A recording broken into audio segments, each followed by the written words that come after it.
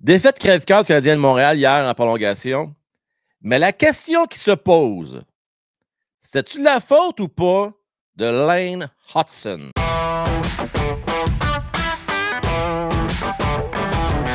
Good morning, bon matin, mon cher PO. Good morning à toi aussi, Frank. Je tiens à rappeler que c'est un petit extrait de nos shows qu'on fait quotidiennement, tous les matins, Oui. avec la belle gang de loge.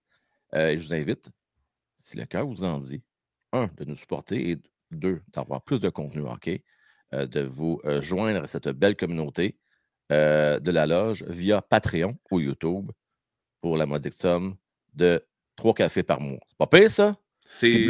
Ça dépend ce que vous allez chercher votre café. Si vous allez chez Starbucks, c'est peut-être un café quart pour 8,99 par mois. Non, mais pour vrai, c'est rendu ça à cette heure. Oui, mais regardez, achetez-vous du bon café, faites-le à la maison, puis prenez un abonnement pour le groupe de Frank Webb. C'est bon? On vient de régler 40 heures de vidéo par mois, pas par semaine, par mois de plus. C'est C'est du ça. stock, mon kiki. Ben PO, écoute-moi bien. Oui, je t'écoute. Hier, je me le suis laissé emporter. Bon. Après cette défaite crève-cœur en prolongation, surtout après le beau but de Garley, aidé de sa maman, peut-être au ciel, qui sait, qui marque le but égalisateur de toute beauté en échappé, s'il n'est pas arrivé souvent dans sa carrière. J'ai pas aimé la prise de décision de Lane Hutson qui part tout seul contre deux gars sans attendre ses coéquipiers, qui décide de shifter deux joueurs de belle façon, c'est super. Oui. Mais un tir faible d'une main ou presque, en pensant de jouer un des meilleurs gardiens de but de la Ligue en Sorokin. Et ce que ça crée comme conséquence, une contre-attaque 2 contre 1. Et puis, un beau but d'Horvat. D'ailleurs, Horvat, on en avait parlé une couple de fois. C'était une des propositions d'ailleurs de Patou, d'aller le chercher. Oui. PO, la question qui tue. Puis la gang, je veux avoir votre réponse dans le chat aussi, puis dans la zone de commentaires, surtout ceux qui vont l'écouter, ce clip-là. Oui. C'est-tu de la faute à Hutson, ce but-là, oui ou non? Oui, ce l'est. Ouais. Mais honnêtement, moi, je suis déjà passé à quelque chose d'autre ce matin. OK. Pourquoi? Parce que Lane Hutson est jeune. On se l'était dit au début de l'année. Il va en faire des erreurs. Malheureusement, là, ça a coûté un point supplémentaire. Mais il y a une chose. Tout ce qui apporte de positif, tout ce qui apporte de son upside et tout le plus qu'il amène dans cette équipe-là, pour moi, dès que le match est terminé, fâché, parfait, on passe à autre chose. Lane, prochaine game, tu le feras plus parce que tu vas l'avoir appris, ça. Ça finit là pour moi. Écoute, c'est exactement ce que je mentionnais hier. C'est formateur. Et là, ça fait 2 erreurs qui nous coûtent 1 point. Il nous a coûté 2 points, les Hutson, on va se le dire. Là. Oui. Le but contre le Kraken en prolongation, un record en 4 secondes. C'est un petit peu gênant. Et non, mais c'est la réalité. Puis, regarde, il s'est fait jouer un tour, il va apprendre. Puis, même chose hier. Il va apprendre encore. Il a 20 ans, le kid. Mais malgré son jeune âge, que 20 ou 21, on ne va pas s'assassiner pour quelques semaines. Là. Non, écoute, il y a une autre chose, c'est qu'il y a 68 matchs dans la Ligue nationale. Là. 70 exactement, 67 matchs. Là, écoute bien, là. Mario Boudreau, une légende, qui nous a envoyé une statistique fort intéressante. Écoutez bien ça, tout le monde. Selon vous, combien que de joueurs dans la Ligue nationale de hockey qui ont plus de 50 points, 95 tirs bloqués et 40 interceptions? Il y en a combien? Tu PO de sa réponse? Oui. Mais il y en a 2. Cale Makar et Lane Hutson. Probablement 2 des meilleurs présentement dans toute la Ligue. Chacun dans son hémisphère en plus. Alors là, le petit kid qui vient juste d'avoir 21 ans, OK, qui n'a pas encore un poil d'en face, il n'a pas eu la même chance que toi dans la vie, mon PO. Non, il y a un meilleur coup de patin que PO. Ouais. Non, mais je parle au niveau de la pilosité. Pilosité, ouais, mais ça va peut-être venir, Lane, on sait pas. On ne sait jamais. Ouais. Ce que je veux vous dire, là, on va quand même, excusez-moi, là, on va lui crisser patience pareil. Tu sais, je veux dire, on l'aime. Sur le moment de l'émotion, on va dire les faits. C'était une erreur de sa part. Oui, ça a coûté 1 point. Mais si Samuel Montembeault goal un peu mieux, on ne se va pas en prolongation. Ça se finit en temps réglementaire. la catastrophe, entre guillemets, c'est que là, aujourd'hui, avec cette défaite-là en prolongation contre les Islanders, selon mon époque, ça reste mon époque, les Islanders ont 1% de chance de plus que le Canadien de Montréal de faire les séries. Ils considèrent qu'eux autres ont à peu près 32% versus 31% pour le Canadien de Montréal. Fait quand même, ils sont en arrière classement, on considère que match plus facile, plus de matchs à domicile. Oui, le fameux le calcul du risque qui. Alors, on considère qu'il y a un petit peu plus de chance pour les Islanders.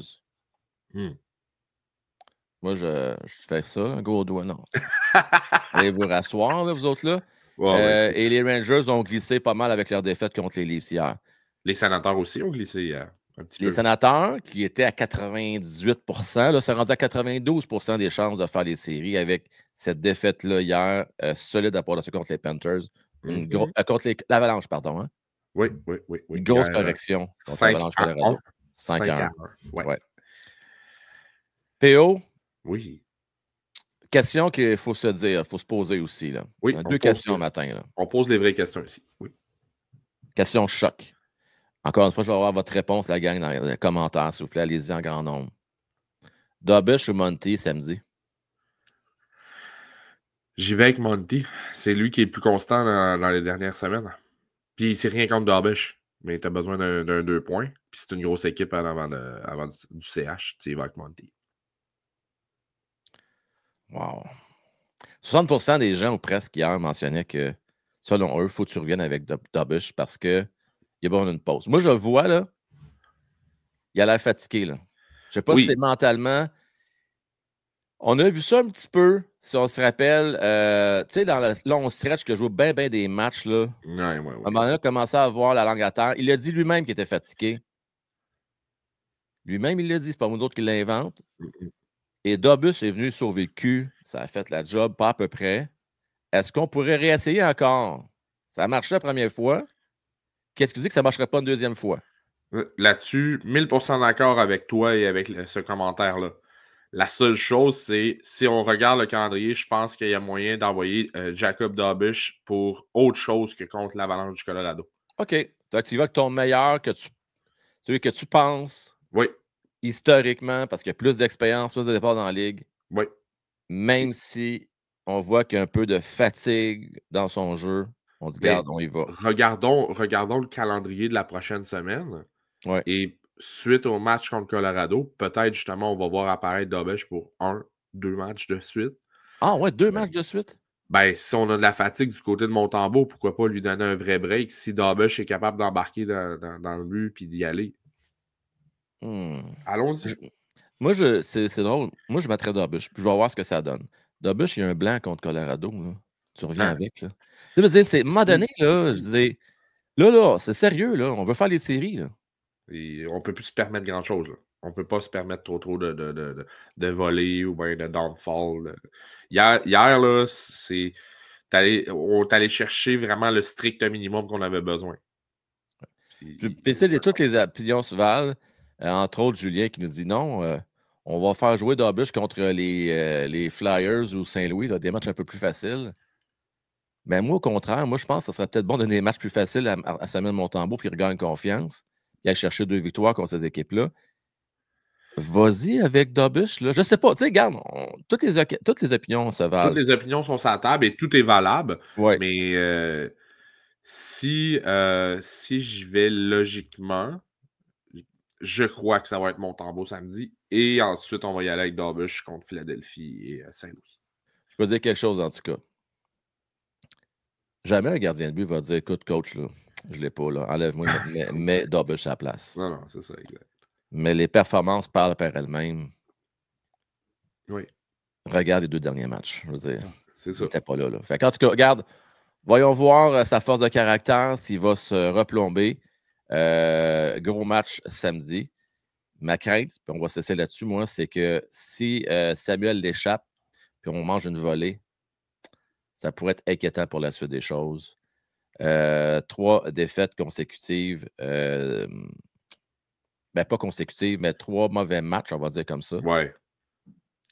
Ça pourrait faire mal pour la confiance de Samuel. PO, toujours un plaisir de jaser, mon homme. Un honneur. Merci à toi. Gang, c'est pas déjà fait, mettez vos petits pouces, partagez et aussi vous abonner si ce n'est pas déjà fait.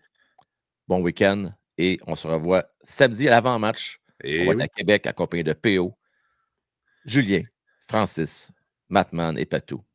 Ciao, bye la gang. Bye bye.